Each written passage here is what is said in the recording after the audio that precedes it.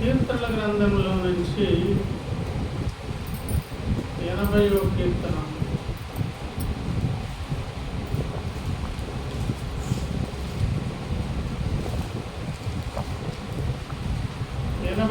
కీర్తన మొదటి వచనం నేను చదువుతున్నాను, దయచేసి చూడండి అమ్మా. ఇశ్రాయేలునకు కాపరి చెవి యుగము మందవలే యోసేపును నడిపించువాడా, కెరూబుల మీద ఆసీనుడైన వాడా ప్రకాశింపు. చిన్నమాట ప్రార్థన చేద్దాం. దయగలిగిన తండ్రి, వందనాలు, సహాయపడాలి కనికరించండి. ఈ మంచి సమయంలో ఇదిగో నాయన, ఈ నూతన గృహములో, ఈ నివాస యోగ్య స్థలంలో మరి నివసించే దాని కొరకు మరి నూతన ఈ స్థలానికి వచ్చిన కుటుంబాన్ని, అలాగే ఈ సమయంలో చేరు వచ్చిన సంఘ బిడ్డలమైన మమ్మల్ని అందరినీ మీరు దర్శించి ఈ శనివారం విజ్ఞాపన కోరిక కనుక దయతో రేపటి కొరకు సిద్ధపడాలన్న రేపటి కొరకు అర్హత మేము పొందే దాని కొరకును నివసిస్తున్నటువంటి గృహములో నీ బిడ్డలు క్షేమంగా జీవించలాగన ఈ సమయంలో మాకు ఆశీర్వాదకరంగా మలిచి మీరు మహిమ పొంది మీ దీవెనలకు మమ్మల్ని పాత్రలుగా చేయమని చదవబడిన లేఖన భాగంలో మీ చేతులుగా అప్పగిస్తూ ప్రతివిధ ఆటంకములను గర్తిస్తూ మీ సన్నిధి కోరుతూ యేసునామమున ప్రార్థించి వేడుకుంటున్నాము. ఆమేన్. దేవుని స్తోత్రం. హల్లెలూయా. వాక్యం వరకు కాపాడు. దేవుని స్తోత్రం. హల్లెలూయా. ప్రియమైన దేవుని బిడ్డలారా, దేవుని సంగమారా, చదువుకున్న లేఖన భాగమైన కీర్తనల గ్రంథం 80వ కీర్తన మొదటి వచనంలో సృష్టికర్త అయిన దేవుడు లేదా నిన్ను నన్ను రక్షించుకున్నటువంటి మన రక్షకుడైన దేవుడు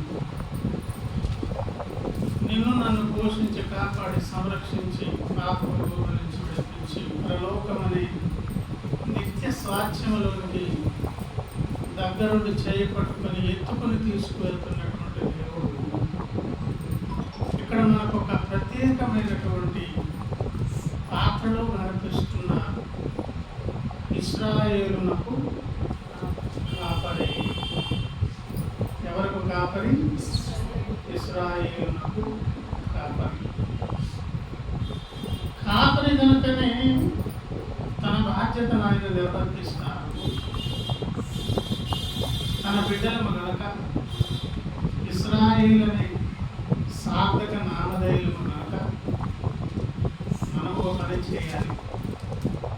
చెవి యొక్కండి, దైవం నా మనవులు వినండి, నా ప్రార్థన ఆలకించండి, నా సంగతి పట్టించుకోండి అని పదే పదే మొదలుపెట్టే పనేమో మనం చేయాలి.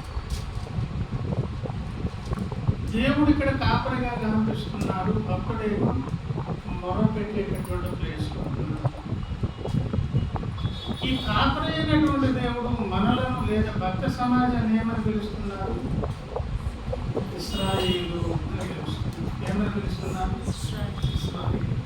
ప్రభునందు ప్రియులారా, ఇశ్రాయేలు అనగా ఏమండి? దేవుని ముఖమును చూసినటువంటి భాగ్యవంతుడు. ఇశ్రాయేలు అనగా దేవుని ముఖమును చూసిన భాగ్యవంతుడు. విశ్వంలోనే గొప్ప భాగ్యవంతమైన స్థితి ఏంటి చెప్పండి? దేవుడే భాగ్యవంతుడు. దేవుని కంటే వండర్ ఇంకొకటి లేదు. ఆయన్ని చూడగలిగిన భాగ్యం కలిగినాక అంతకంటే గొప్ప భాగ్యం ఏమన్నా చెప్పండి? చూసే భాగ్యం కలిగింది, చూసే అవకాశం ఇచ్చారు, చూసి బ్రతికే భాగ్యం కలిగింది. చూసింది ఎవరినో కాదు, సృష్టికర్తనే చూసి బ్రతికి పట్టగట్టాను. ఏమండి? ఏ భక్తుడైనా దేవుని ఆయా సందర్భాలను చూసిన ప్రతిసారి దేవుడిని చూసి తర్వాత ఆయన వెళ్ళిపోయిన తర్వాత భయపడేవారు. అదేంటి దేవుడు చూసి నేను బ్రతుకున్నాను, అదేంటి మనం దేవుడు చూసి మళ్ళీ బ్రతుకున్నామే అని సంసోను కన్న తల్లిదండ్రులు అన్నారు, గిద్యోను అన్నాడు, మోషే గారు అన్నారు, ఏమండి యాకోబు గారు అన్నారు. చాలా మంది భక్తులు దేవుని చూసిన తర్వాత అన్నమాట ఏంటి, మేము దేవుని చూసి కూడా బ్రతికి. ప్రభునందు ప్రియులారా, మహా అద్భుతము, గొప్ప ఘనమైనటువంటి గొప్ప కార్యం ఏంటి చెప్పండి విషయంలో? సృష్టికర్తను చూడడం. కనుక ప్రియులారా, ఇశ్రాయేలుగా దేవుని చూసిన అనుభవం కలిగినటువంటి వ్యక్తులు నేపథ్యంలోనికి ఒకసారి మనం వెళ్తే, ఆదికాండము అక్కడ ఉన్నటువంటి సందర్భాలు ఒకసారి మనం జ్ఞాపకం చేసుకుందాం.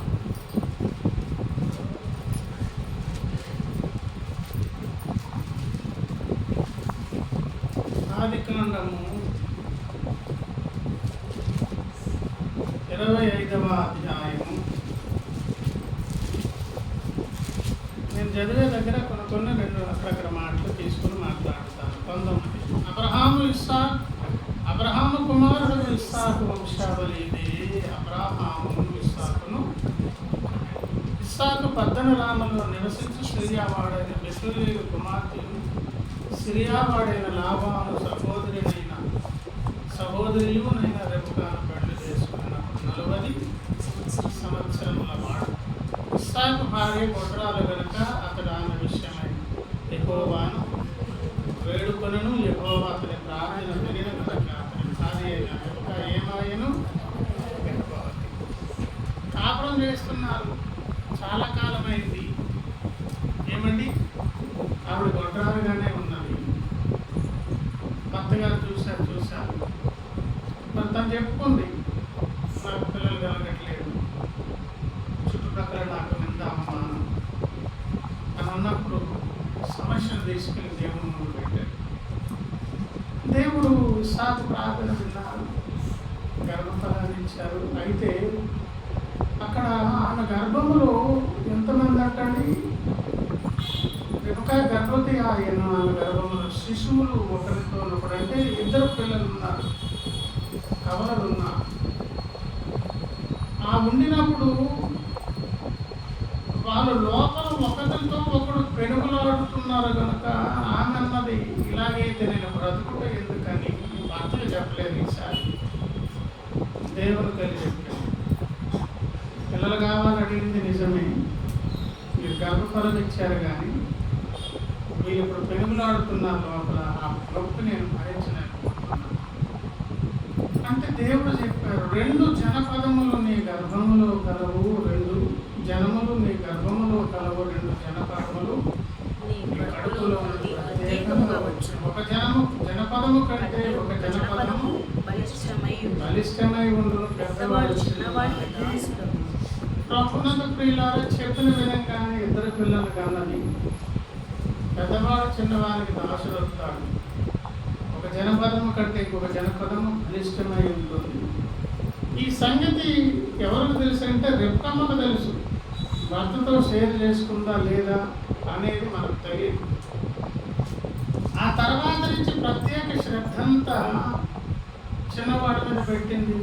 పెద్దవాడు వేటాడి చక్కగా నైపుణ్యం కలిగినటువంటి బలవంతుడు, శారీరక ఆరోగ్యం కలిగిన వాడు, ఒళ్ళంతా రోమములు ఎవరని వాడు, ఏమండి బలిష్టమైనటువంటి వాడు. చిన్నవాడు అట్లగా నున్నగా మామూలుగా సాదాసీగా యాకోబు ఉండేవాడు.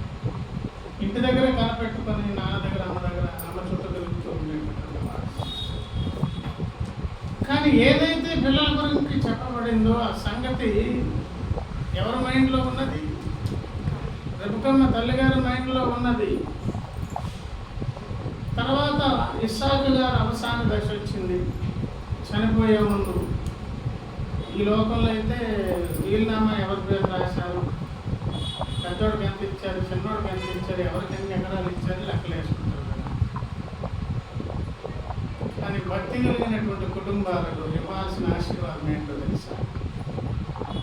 ఆ పిల్లల పక్షంగా ప్రార్థన చేసి ఆ తల్లిదండ్రులు, ఆ ముసలివారు వారు ఏమైతే దేవుడు ప్రేరేపించి పలికిస్తున్నాడో అదే వారి భవిష్యత్తుకి అది ఎప్పుడు కూడా కాని మాట ఏమండి, నెగిటివ్ సంబంధమైన మాటలు, శాపనార్థమైనటువంటి మాటలు భక్తుల నోట రాకూడదు. జీవమరణములు నాలుక విషయం. ఆ నాలుకను వాడి జీవాన్ని ఇవ్వచ్చు, మరణాన్ని కూడా ఇవ్వచ్చు.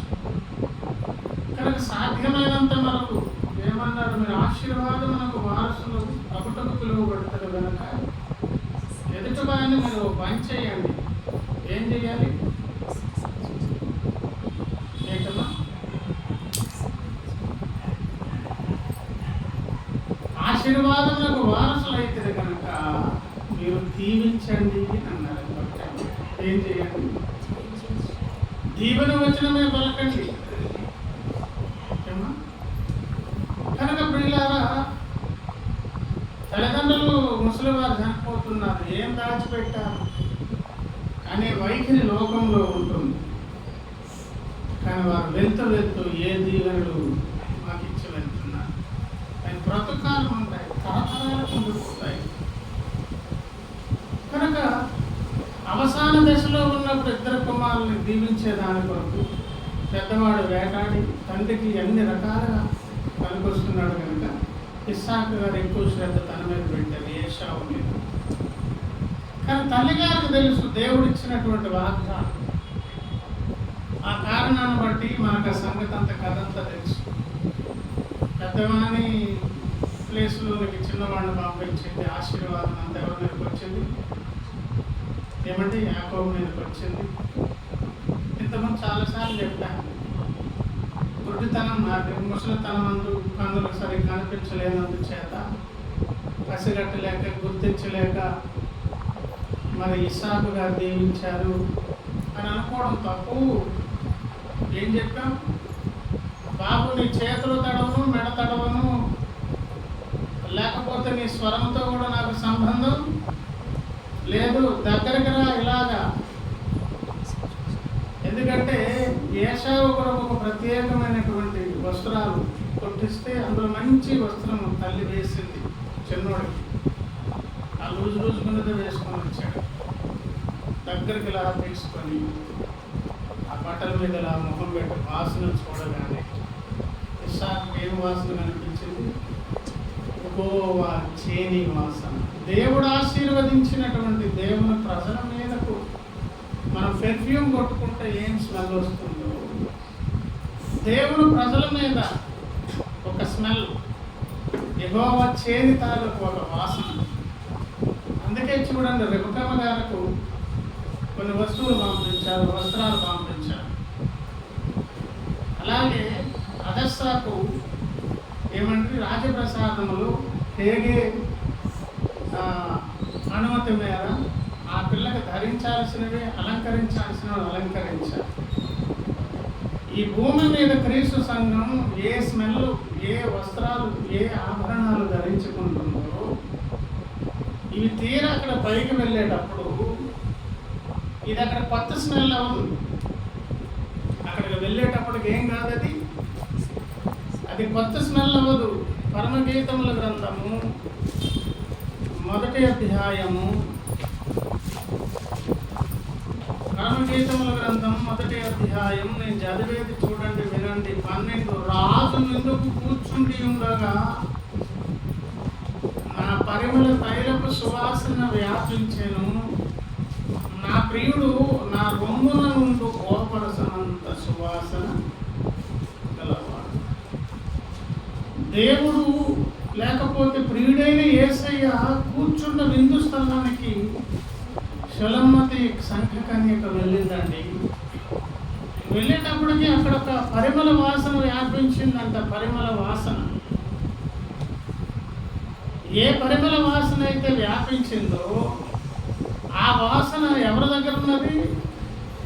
యేసయ్య దగ్గర. యేసయ్య దగ్గర ఉన్నటువంటి ఆ వాసన కూడా షలమ్మతి కన్యకకి ఎక్కడ ఉన్నది? నా రొమ్మున నుండి గోపరసనంత సువాసన. అంటే యేసయ్య పరమందు దేవుడు ఉండి తనకు అవసరమైనటువంటి వస్త్రాలు, అలంకరణ, ఆ స్మెల్, అవన్నీ కూడా ఎవరికి అలంకరిస్తున్నారు? దేవుని సంఘమునకు. కనుక మనం వెళ్తే కొత్తలాగా అనిపించాం. మన దగ్గర వచ్చే స్మెల్, మన మాట తీరు, మన ప్రవర్తన చాలా సుపరిచితంగా తెలిసిన వారు అన్నంతగా మన మేను ముసుగు తీసి విశ్వలోకాలు చూపించినప్పుడు అక్కడ సంగతులు భక్త జనాంగం మనకు పరిచయం ఉన్నట్లు, మనల గురించి పరిచయం వాళ్ళకు ఉన్నట్లుగా, అలాగా ఏదో చాలా పరిచయం ఉన్నట్లుగా తయారీ ఎక్కడ చేస్తారు? కనుక యాకోబును దగ్గరకు లాక్కున్న స్మెల్ చూడగానే ఏమి స్మెల్ వచ్చింది? యెహోవా చేని వాసన. వెంటనే అన్నారు, ఇస్సాకు ఏమన్నాడు? దేవుడే ఆశీర్వదించినప్పుడు నాకు చెక్కింగ్లు ఏంటి? మళ్ళీ నేను కొత్త చెక్కింగ్లు చేయడం ఏంటి? ఇదివరకే ఈ వ్యక్తి ఏశావా, యాకోబా, ఇంకొకరా నాకు అనవసరం. ఈ ప్రత్యేకమైనటువంటి వ్యక్తిని ఇదివరకే ఎవరు దీవించారు? దేవుడు దీవించారు. మన సందేశం అంతా ఏంటో తెలుసా? యాకోబుగా ప్రారంభమైనటువంటి బ్రతుకు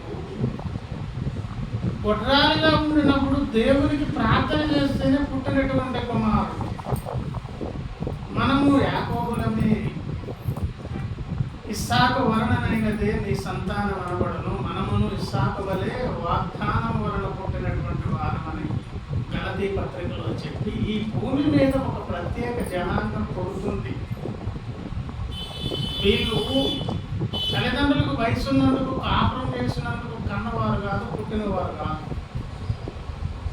దేవుని మనో సంకల్పంలో ఉన్నటువంటి వారు దేవుని నిర్ణయం ప్రకారంగా దేవుని అనుమతితో పుడుతున్నారు. అది యాకోబు. ఆ యాకోబులే ఎలా మొదలవుతారంటే ఇలాగే ప్రారంభం అవుతుంది. ఇది వరకే ఆశీర్వదించాను కనుక ఇస్సాకు ఆశీర్వదించాను. అన్నదమ్ముల మధ్య సమస్య వచ్చింది. పెద్దోడు చంపే ప్రయత్నమే చేస్తాడు. నాన్నగారు చనిపోతే వీడి సంగతి తేల్చేస్తానన్నారు. కనుక తల్లిగారు చెప్పారు, మామయ్య దగ్గరికి వెళ్ళిపో, అక్కడ ఉన్నటువంటి అమ్మాయిని చేసుకుని తెచ్చిపెట్టుకో. ఇక్కడ ఉంటే ఇద్దరు పోట్లాడుతారు, ఒకే దినం ఇద్దరిని నేను పోగొట్టుకోలేను. నాన్నగారు కూడా పిలిచారు, బాబు కనాను స్త్రీలలో అన్య జనాంగాలు ఎవరు చేసుకోవద్దు, మీ మామయ్య దగ్గరికి వెళ్ళు బాబు అని నన్ను అక్కడ పంపించడం జరిగింది. ప్రియులారా, వెళ్తున్నటువంటి సందర్భంలో ఒకసారి మనం ఆలోచన చేస్తే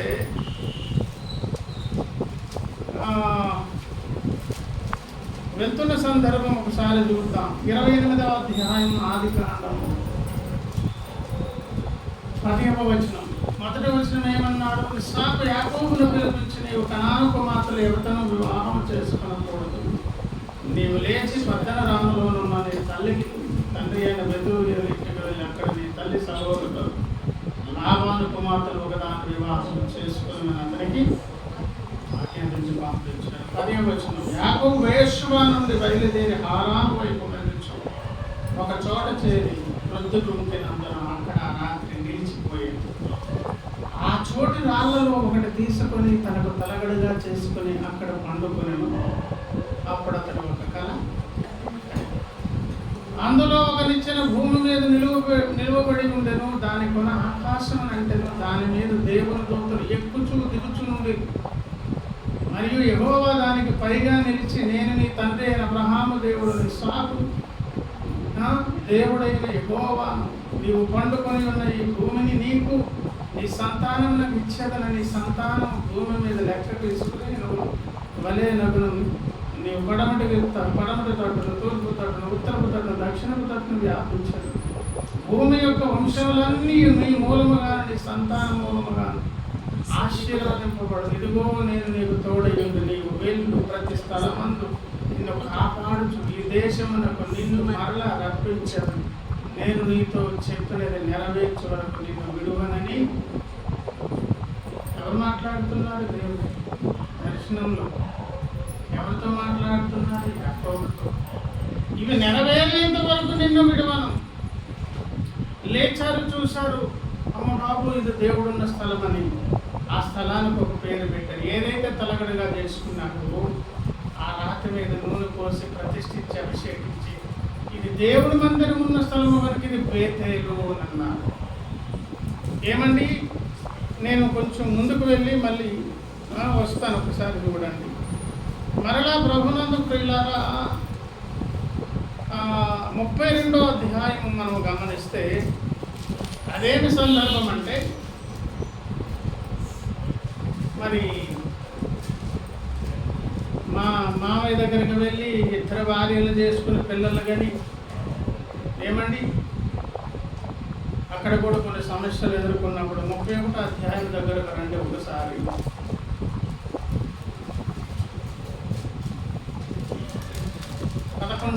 మరియు ఆ స్వప్నమందు దేవుని దూత యాకోబు అని నన్ను పిలువగా చిత్తము ప్రభువా అని చెప్పి తిని, అప్పుడు ఆయన, నీ కన్నులెత్తి చూడుము, గొర్రెలను దాటుతున్న పొట్టేళ్ళ నీవు చారలైనను పొరలైనను మంచలైన గలవి ఏలైన లాభాలను నీకు చేయించున్నది యావత్తును చూచి తిని. అంటే దేవుడు పట్టించుకుంటున్నారు ఎక్కడ ఉన్నా. నీవెక్కడ స్తంభము మీద నూనె పోసేటవో, ఎక్కడ నాకు మొక్కుబడి చేసేటవో ఆ బేతేలు దేవుడన నేనే ఇప్పుడు నీవు లేచి దేశంలో బయలుదేరి నీవు పుట్టిన దేశంలో తిరిగి వెళ్ళమని నాతో చెప్పనని తన భార్యలకు చెప్పాడు. బయలుదేరారు. 32వ అధ్యాయం 1వ వచనం. యాకోబు తన త్రోవను వెళ్ళుచుండగా దేవదూతలు అతను ఎదుర్కొనిరి. యాకోబు వారిని చూసి ఇది దేవుని సేన అని చెప్పి ఆ చోటికి మహనయీం అని పేరు పెట్టాను. 2 సేనలని పేరు పెట్టాను. ఏమండి, అన్నగారు ఎదురొస్తున్నారు, చంపే ప్రమాదం ప్రాణాపాయం ఉన్నదని తెలిసిన తర్వాత 22వ వచనం చూడండి. ఆ రాత్రి అతడు లేచి తన 2 భార్యలను, తన 2 దాసీలను, తన 11 మంది పిల్లలను తీసుకుని యబ్బోకు రేవు దాటిపోయి యాకోబు వారిని తీసుకొని ఆ ఏరు దాటించి తనకు కలిగినదంతయు పంపివేసిన. యాకోబు ఒక్కడు మిగిలిపోయాను. ఒక నరుడు తెల్లవారు వరకు అతనితో వెలుగులాడాను. తాను గెలవకుండా చూసి తొడగూటి మీద అతన్ని కొట్టినప్పుడు అతను ఆయనతో పిడుగులాడుతూ యాకోబు తొడగొట్టి తొడగూడు వదిలేను. ఆయన తెల్లవారుచున్నది కనుక నన్ను పోనిమ్మనగా అతడు, నీవు నన్ను ఆశీర్వదించితేనే కానీ నిన్ను పోనీయనని. ఆయన నీ పేరేమని అడుగు. అతడు యాకోబు అని చెప్పాను. అప్పుడు ఆయన, నీవు దేవునితోనూ మనుషులతోనూ పోరాడగలిచితివి కనుక ఇక మీదట నీ పేరు ఇశ్రాయేలే కానీ యాకోబు అనబడదని చెప్పాను. అక్కడ కూడా యాకోబు ఆ స్థలానికి పెనూయేలు పేరు పెట్టాను. పెనూయేలు అంటే దేవుని. ఇశ్రాయేలు అనగా దేవునితో పోరాడేవాడు. మహనీయం అనగా 2 సేనలు. బేతేలు అనేది కూడా దేవుని మందిరం అనేటువంటి స్థానం. ఈ మాటలన్నీ నేను ఎందుకు తీసుకుంటున్నానంటే, ప్రభునందు ప్రియులారా, ఇశ్రాయేలు అనబడిన ఒక జనాంగం ఉన్నది దేవునికి. ఆ జనాంగమునకు కాపరిగా దేవుడున్నారు. ఆ కాపరత్వం చేస్తున్నటువంటి ఇశ్రాయేలీలు ఎట్లాంటి వారంటే, ప్రకృతి ధర్మమును బట్టు యవన దశలో ఉన్నందుకు భార్య భర్తలు కాపురం చేసినందుకు పుట్టిన పిల్లలు కాదు, మరి యాకోబులుగా పుడుతున్నారు. దేవుని సన్నిధిలో వెనుగులాడి దేవుని ముఖమును చూసి దర్శన భాగ్యమును పొంది కన్నీళ్ళు విడిచి పాదాలు పట్టుకొని బ్రతుకులు ఆడుకొని ఇశ్రాయేలుగా యథార్థంగా తమ బ్రతుకులు చెప్పుకొని మార్చబడుతున్నారు. ఆ మార్చబడుతున్నటువంటి ఇశ్రాయేలు అని పిలువబడినటువంటి దేవుని ప్రజలు అక్కడ తండ్రి ఇంటిలో ఉన్న, ప్రయాణంలో ఉన్న, అరణ్యంలో పడుకున్న, అత్తవారిళ్ళ దగ్గరకు వెళ్ళిన, రిటర్న్ ప్రయాణం చేసిన, ప్రాణాపాయమైన సందర్భము తన అన్న ద్వారా ఏర్పడిన,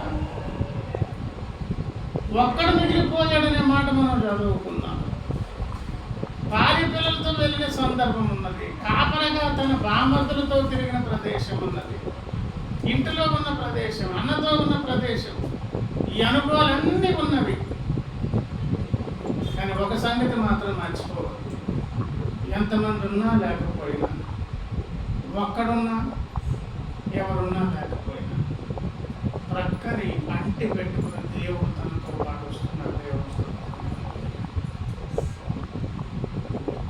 ఇప్పుడు ఇల్లు మారి ఈ గృహములకు వచ్చినటువంటి వీళ్ళు కానీ, మన జీవితాల్లో మన ప్రయాణపు యాత్ర కానీ ఒకవేళ స్వంతం నుండి కదలలేదా? అక్కడ ఉంటే మాత్రం జీవితంలో ప్రయాణం చేస్తున్నావు, అనుభవాల్లో ప్రయాణం చేస్తున్నావు. అనేక క్రొత్త అనుభవాలు అనేటువంటి క్రొత్త ప్రయాణం చేస్తున్నావు కదా. ప్రయాణం చేసే క్రైస్తవుడా, నీకు ఒక పేరున్నది, దేవుడు ఇశ్రాయేలు. ఆ ప్రయాణం అంతటిలో ఎప్పుడు దేవుడు దర్శించిన ఒక బేతేలు అనుభవం, మహనీయం అనుభవం, పెనుయేలు అనుభవం, దేవుని ముఖమును చూసేటటువంటి దేవుని ఇశ్రాయేలుని దేవుని చేత మెప్పు పొందే అనుభవం ఎవరికి ఇస్తున్నారు? ఇశ్రాయేలు కాపరి చెవి యొగ్గుము అని మొరపెట్టాల్సిందేమో భక్తుడు. ఆయనకి ఎందుకు మొరపెట్టాలో తెలుసా? నీ స్థలం ఏదైనా, సంగతి ఏదైనా, నీ పరిస్థితి ఎట్లాంటిదైనా, ఈ డెలిబరేటెడ్గా ఓపెన్గా దేవుని ముందుకు వెళ్ళి మన సంగతులు మనం చెప్పుకోవాలి. మన కొరకు చెవులు తెరుచుకొని దేవుడు వినేదాని కొరకు సిద్ధంగా ఉన్నాం. మరి ఏశావు మరి ఇస్సాకు కుమారుడు అంటే ఆయన కూడా ఆశీర్వదించబడ్డాడు, కానీ ఆయన వేరు. దేవునికి కావలసింది యాకోబు, దేవునికి కావలసింది ఇశ్రాయేలు. ఒకే భక్తుడు కొన్ని టయాలలో యాకోబులా ఉంటాడు, కొన్ని సమయాలలో ఇశ్రాయేలుగా ఉంటాడు. నేను ఇశ్రాయేలుగా ఉన్నానా లేదా అని పరీక్షించుకోవడమే విజ్ఞాపన. ఇప్పుడేమో మొదలు పెట్టాలి, నేను యాకోబును అంటే నేను నీ పేరేమిటి అని అడిగినప్పుడు ఆయన చెప్పాడు, నా పేరు యాకోబు. అంటే అర్థం ఏంటి? నేను మోసగాడిని. అవును, వెరీ గుడ్. ఇంకా పేరు చెప్పకుండా, మర్మముగా మాట్లాడకుండా, చేసిన పొరపాటును తప్పించుకొని ఎస్కేప్ అయ్యేదాని కొరకు దానికి ఇంకా వేరే బిర్లా సెమెంట్ లేవు వేయకుండా స్ట్రైట్గా చెప్పారు కదా, రాణిని దీవిస్తాను అని. ఎవరు దీవిస్తారు? దేవుని దీవెనలకు పాత్రుడు యాకోబులండి. ఎందుకు వారంటే వారు యథార్థంగా ఉన్న సంగతి దేవుడికి చెప్పుకుంటారు.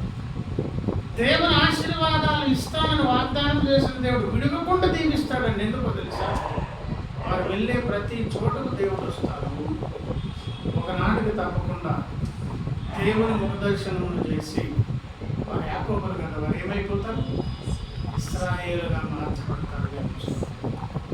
ఒకవేళ వాళ్ళు ఇశ్రాయేలుగా మార్చబడితే తప్పకుండా వీరు మార్చబడతారనే రుజువుకు అక్కడ ఒక చక్కని తార్కాణం నేను చెప్పి ముగిస్తాను. 28వ అధ్యాయం దగ్గరకు ఒకసారి రండి. 28వ అధ్యాయం 16వ వచనం. యాకోబు నిద్ర తెలిసి నిశ్చయముగా యెహోవా స్థలమందున్నాడు, అది నాకు తెలియక పోయినాను. కొన్నిసార్లు మనం క్రొత్త అనుభవాలు, క్రొత్త ప్రదేశాలు, క్రొత్త స్థలాలు, క్రొత్త సంగతులు ఎదుర్కొనేటప్పుడు మనం భయపడడం కామన్గా ఉన్నటువంటి పరిస్థితి. ఈరోజు దేవుడు చెబుతున్నాడు, ధైర్యంగా ఉండండి, మరమరూపుగా మీ ప్రక్కన దేవుడు ఉన్నాడు. దేవుడు ఆయన లేడనుకున్నాను. అసలు అమ్మో, ఇది దేవుడున్న స్థలం, ఇది అరణ్యం కదా, ఈ చుట్టుపక్కల ఎవరు ప్రయాణం ఇక్కడ ఎవరు నివాసం పట్టుకోలేదు కదా, ప్రొద్దుముంకేంది పడుకున్నాను అని అనుకున్నాడు. అమ్మమ్మ ఇక్కడ ఉన్నారు. అక్కడ ఎందుకున్నారు తెలుసా? ఆయనతో పాటు ఆయన ప్రయాణం చేస్తున్నారు, దేవుడు అని చెప్పి చూడండి. అక్కడ ఒక మాట, తెల్లవారినప్పుడు యాకోబు లేచి తాను తలగడగా చేసుకున్న రాయి తీసి దానిని స్తంభముగా నిలిచి దాని బలం మీద నువ్వు వెళ్ళు కొత్త అనుభవంలోనికి, ప్రదేశంలోనికి. మొదట నువ్వేం గ్రహించాలి? నేను దేవుని ఇశ్రాయేలు, నా కాపరెవరు? దేవుడు. నేను ఎల్లప్పుడూ నా పరిస్థితి ఏదో దేవునికి చెప్పుకుంటాను, మొరపెట్టుకుంటాను. నా మొర తప్పకుండా ఆయన వింటారు. నాకు మాట ఇచ్చారు, నిన్ను దీవించే ఆ ఆశీర్వచనం జరిగేంత వరకు నిన్ను విడిచిపెట్టేదే లేదు. ఏ యాకోబుతో మాట ఇచ్చారు, అది నీకు నాకు వాగ్దానం చేయబడిన మాట. ఆ గ్రహింపు ఉన్నది కనుక వెళ్ళు ప్రతి స్థలంలో పక్కన ఎవరున్నారని గ్రహింపు ఉండాలి, దేవుడు ఉన్నాడు. రెండవది, తలగడగా చేసుకునేటటువంటి రాయిని నిలిపి ఏం పోసిన? నీతో పాటు నిత్యము నూనె. అది పరిశుద్ధాత్మ దేవుడు తీసుకొచ్చిన ఎక్కడికి వెళ్ళిన ఎందుకన్నాను, బాగా వెళ్తున్నా ఎందుకు ప్రార్థన చేయించుకోలేదన్నా. చిన్నది పెద్దది ఏ కార్యకలాపాలు తలపెట్టిన ముందు మనం ఎక్కడికి రావాలి? అవసరం లేదు అనుకుంటున్నామంటే దాని అర్థం ఏంటి? నేను పర్వాలేదు నేను అనే ఆ మైండ్ తీసి పెట్టేయండి. మనతో పాటు ఏ ప్రయాణం చేయాలి? నూనెను తీసుకొని వెళ్ళాలి. దేవ మీరు రండి. ఒక సమయంలో విసిగిపోయి దేవుడు అన్నారు, నేను రాను మోసే. ఎప్పుడైనా కోపగించి ఒక్కసారి కన్నెర చేస్తే సమాజం మొత్తం నాశనం. డైరెక్షన్ ఇస్తాను, వెళ్ళిపోండి. మీరు రాకపోతే ఒక అడుగేసేదే లేదు. ఈ సన్నిధి మాకు తోడుగా వస్తే నేను ముందు అడుగులు దేవుని సన్నిధి పట్టుకొని వెళ్ళాలి తప్ప దేవుని యాకోబులు ఇశ్రాయేలీయులు అయితే మనం ఎంతవరకు అయితే అన్నాను కదా, నీతో నూనె ఉండాలి, ఉన్నారా ఆయన అనే రుజువు నీతో నాతో ఎవరుండాలి? ఆ పరిశుద్ధాత్మ దేవుడు మనతో కలిసి రావాలి, నడవాలి. దేవుని స్తోత్రం. ఎక్కడున్నా ఏ ప్రదేశం ఏ అనుభవం తర్వాత మాట కొడుతుందమ్మా. ఏమండి? మరియు అతడు ఆ స్థలమునకు బేతేలు అనే పేరు అనగా దేవుని మందిరం అనే పేరు బట్టి ఒక మాట అన్నారు. అప్పుడు యాకోబు, నేను తిరిగి నా తండ్రి ఇంటికి క్షేమముగా వచ్చినట్లు దేవుడు నాకు తోడై ఉండి నేను వెళ్ళుచున్న ఈ మార్గములో నన్ను కాపాడి తినుటకు ఆహారమును ధరించుకున్నటకు వస్త్రములను నాకు దయచేసిన ఎడల యెహోవా నాకు దేవుడై ఏమి దయచేస్తే చాలంటున్నాడు ఆయన? తినడానికి ఆహారము, ధరించుకున్నటకు ఈ సామాన్యమైనటువంటి నీడు, ఈ చిన్న అవసరత కొరకే అడుగుతున్నాడు. ఏంటి? నీవు యాకోబు నిజముగా దేవుని ఇశ్రాయేలు గుంపుకు చెందిన వాడవు దానవైతే మన ప్రార్థన ఇలాగే ఉండాలి. ఎలాగుండాలి? పరలోకమందున్న మా తండ్రి నీ నామం పరిశుద్ధపరచబడును గాక అనే మా ప్రార్థన చేసి మా అనుదిన ఆహారమును మాకు ఎప్పటికప్పుడు ఇవ్వండి, ఏ అవసరం అవసరం తీర్చండి. ఎందుకు అలా అడుగుతున్నారు? అలాంటి ప్రార్థన ఎందుకు యాకోబు గారు చేస్తున్నారు? హెబ్రీయులకు రాసినటువంటి పత్రిక 11వ అధ్యాయము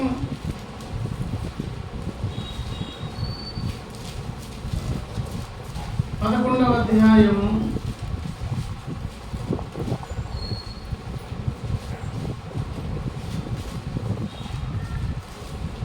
8 అబ్రహాము పిలువబడినప్పుడు 8 కదండి 9 విశ్వాసమును బట్టి అతడును అనగా అబ్రహామును అతని వాగ్దానములకు సమాన వారసులైన ఇస్సాకు యాకోబుల అనువారును వీళ్ళు కదా మూల పితరులు అబ్రహాము ఇస్సాకు యాకోబులు గుడారములలో నివసించుచు అన్యుల దేశములో ఉన్నట్టుగా వాగ్దత్త దేశములో పరవాసులైరి. ఎక్కడ నివసిస్తున్నారు? గుడారాలలో. ఎందుకు? 13వ వచనం, వీరందరూ ఆ వాగ్దాన ఫలములను అనుభవింపకపోయినను దేవుడు చేసిన వాగ్దానము భూమి మీద మనం అనుభవించము. కనానికి వెళ్ళమంటే కనానికే వెళ్ళారు. అబ్రహాము తాలూకు భక్తి ఇస్సాకు భక్తి యాకోబుకు వచ్చి యాకోబు గారు ఏం ప్రార్థన చేస్తున్నారు? తినుటకు ఆహారమును, ధరించుకున్నటకు వస్త్రం మీరు దయచేసిన ఎడల మరలా నా తండ్రి ఇంటికి వచ్చేటప్పుడు ఇదే మందిరపు ఈ బేతేలులో నుంచి వెళ్ళి నాకు కలిగిన దాంట్లో 10వ భాగం అంతా ఇక్కడ అర్పించి 10వ భాగం నుంచి వెళ్తాను. అబ్రహాముది అదే వరబడి కనుక అది ఎవరికి అలవాటైంది? ఇస్సాకు. అది ఎవరికి అలవాటైంది? యాకోబుకు. కానీ అబ్రహాము ఒక మహారాజులా బ్రతికాడండి భూమి మీద. సొంతంగా ఒక సైన్యం ఉందండి, వేల కొలది పశువులండి. ఏమండి? ఇంతంత ఆస్తి కాదు, ధన కనుక వస్తు వాహనాలతో తొలతూగినటువంటి ఒక మహారాజు స్టేటస్లో ఎవరు బ్రతికారు? ఇస్సాకు చాలా ధనవంతుడండి. యాకోబు ఎంత సమృద్ధితో వస్తున్నాడు అక్కడి నుంచి. పుట్టింటి నుంచి ఏదో వస్తు వేసుకునే బట్టలను తినే ఆహారం ఏదో మూటలు పట్టుకొని రావట్లేదు. ఏమో మహారాజులాగా బయలుదేరి సమృద్ధితో వస్తూ ఉన్నాడు. కానీ అడగవలసిన ప్రార్థన, దృష్టించాల్సిన ప్రార్థన ఏంటో తెలుసా? వాళ్ళకి మైండ్లోకి ఎక్కింది. ఏమెక్కింది చూడండి ఇక్కడ. వీరందరూ ఆ వాగ్దానం ఫలం అనుభవింపకపోయినా 13 దూరము నుండి చూచి వందనము చేసి తాము భూమి మీద పరదేశులమును యాత్రికులమై ఉన్నామని ఒప్పుకొని విశ్వాసము గలవారై. మృతి పొందేటప్పటికీ మనకు ఉండవలసిన విశ్వాసంలో ఒక లక్షణం ఏంటో తెలుసా? ఈ భూమి మీద ఏదైనా కలిసి వస్తే రానివ్వండి, కోట్లు, 100 కోట్లు, 1000 కోట్లు, అది తామరాకు మీద నీటి కొట్లాగా దాంతో మనకి అటాచ్మెంట్ ఉండాలి. ఇంకంతే. ఎంతైనా ఇవ్వని దేవుడు ఇస్తే మనం ఎలాగొద్దంటాం? అబ్రహాం ప్రార్థన మాత్రం ఏంటి? నాకు వస్త్రం ఇవ్వండి, తినే ఆహారం ఇవ్వండి. శిష్యులేం ప్రార్థన చేశారు? చెయ్యమని ఎవరు నేర్పించారు? యోహాను తన శిష్యులకు నేర్పినట్లుగా మీరు ప్రార్థన నేర్పిస్తాను రండి, మా అనుదిన ఆహారం నేడు మాకు, రేపటి సంగతి ఆ దినము చూసుకుంటుంది, ఈరోజు తినండి. అలాగని మహారాజుల్లాగా బ్రతికారు. కోట్ల కొలది ఐశ్వర్యంతో దేవుని భక్తులు బ్రతుకుతున్నారు ఈ భూమి మీద. ఇస్తే దేవుడు ఇస్తారు, ఇంకంతే. కానీ మన మైండ్ సెట్ మాత్రం, వైఖరి మాత్రం ఎట్లుండాలి? మేము పరదేశులము యాత్రికులము అయి ఉన్నాము కనుక ఈ ప్రయాణంలో ఇక్కడ సంపాదించింది ఎక్కడ వదిలేస్తాం? ఒకవేళ కోట్లు ఇచ్చి వదిలి వెళ్ళేటప్పుడు అన్నారు కాదు, ఇచ్చారు, ఉన్న కాడికి వాడుకున్నాం, వదిలిపోవాలి కనుక వదిలిపోవాలి. ఈ మైండ్ ఉన్నది ఎవరికి ఉన్నది? ఎవరికి ఉంటుందన్నా? మనము దేవుని ఇశ్రాయేలుని ఘనంగా మనం చెప్పుకోగలిగితే ఈ ఇశ్రాయేలుకు ఉండే మైండ్ ఏంటండి? నేను వాగ్దాన ప్రకారంగా పుట్టేవాడను. అది మొదటి విషయం. రెండవది, వానితో ఎక్కడకున్నా దేవుడు తనతో పాటు ఉంటారు, అధైర్యపడాల్సిందే లేదు. మూడవది ఏంటి? తనతో పాటు ప్రయాణం చేస్తున్నటువంటి దేవుడు అన్ని వేళలో కాపాడి సంరక్షించి సమృద్ధినిచ్చి ఏ తక్కువ చేయకుండా ఆ ప్రయాణం అంతట్లో ఉంటూ యాకోబును దేవుని ముఖమును చూసే భాగ్యవంతులుగా చేసి ఇశ్రాయేలుగా మార్చే కార్యం దేవుడు చూస్తాడు. ఇశ్రాయేలుగా మార్చబడిన కార్యక్రమం అంటే సంపూర్ణ సిద్ధి పొంది దేవుని ఎదుర్కొనే ధన్యత. ఇందాకన్నా ఒక మాట, దేవుని ముఖమును చూసిన అనే దానికంటే గొప్ప భాగ్యం లేదు. చూసే శక్తి ఎట్లొచ్చింది? చూసి ఎట్లా బ్రతకగలిగా? చూసే అవకాశం దేవుడు ఎట్లిచ్చారు? దేవుడు చూసి బ్రతకగలమా అంటే దాని అర్థం ఏంటండి? చూసి బ్రతకగలిగామంటే అర్థం ఏంటి? దేవుని చూసి బ్రతకగలిగామంటే అర్థం ఏంటి? ఏం అటు చూస్తున్నారు, వినట్లేదు. మొదటి యోహాను పత్రిక 3వ అధ్యాయము 2వ వచనం చూడండి. ప్రియులారా, ఇప్పుడు మనము దేవుని పిల్లలమై ఉన్నాం, మనకి ఏమవుతుందో అది ఇంకా ప్రత్యక్షపరచబడలేదు కానీ ఆయన ప్రత్యక్షమైనప్పుడు ఆయన ఉన్నట్లుగానే ఆయనను చూతము గనుక ఆయనను పోలి ఉండమని. ఆయనను ఉన్నట్టుగా చూస్తాము, అప్పుడు ఆయనను పోలి ఉంటామంటే అర్థం ఏంటి? పోలికంటే ముఖం వచ్చేసి వగైరా కాదు. వినండమ్మా,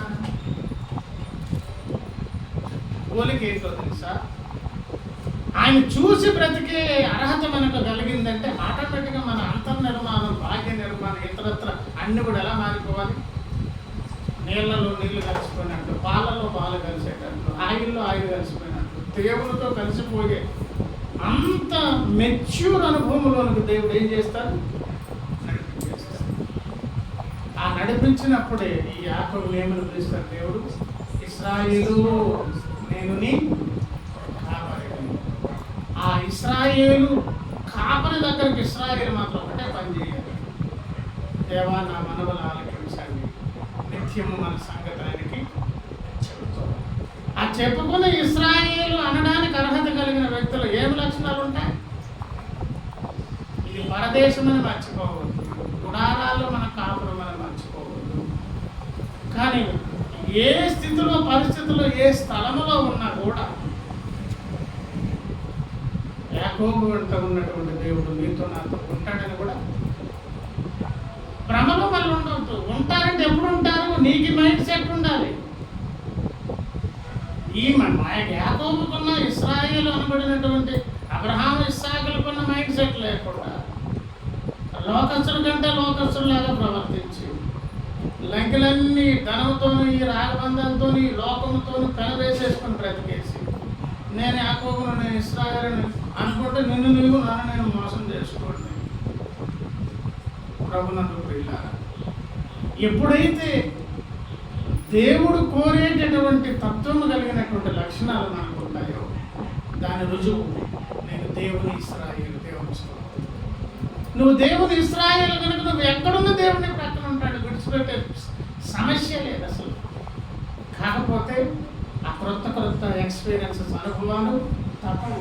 ఆ బాధలు, కష్టాలు, సుఖదుఖములు దేవుడు జతపరిచి ఎన్నెన్నో అనుభవాలు గుండా ప్రయాణంలో తీసుకువెళ్తున్న దేవుడు నిన్ను నన్ను ఇటు విడిచిపెట్టే సమస్య లేదు. కానీ ఆయన పిలిచినటువంటి పిలుపుకు సార్థక నామధేయంగా మనం ఇశ్రాయేలుగా ఉన్నామో లేదో పరీక్షించుకోవాల్సిన బాధ్యత మాత్రం లేదా కనుక నూతన స్థలం కనుక ఈ మాటలు, మరి విజ్ఞాపన కూడికి కనుక మనం ఏ మాటలు చెప్పుకోవాలి?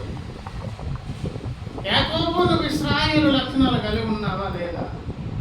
లేదు యాకోబు లాగుంటే నేను మోసగాడి, నా ద్వారా జరిగిన పొరపాటిది, నా యొక్క తప్పనిది, వారపు దినాలు, నా బ్రతుకులు ఎక్కడెక్కడ ఈ విషయాలు దాని దెబ్బని యథార్థంగా ఇప్పుడు చెప్పుకొని దేవుడితో ఏం కావాలి?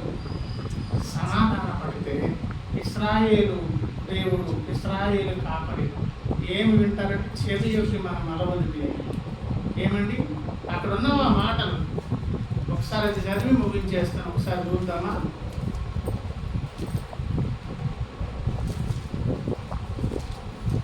ఆక్రమణ చదివి ముగిసిన 80వ కీర్తన.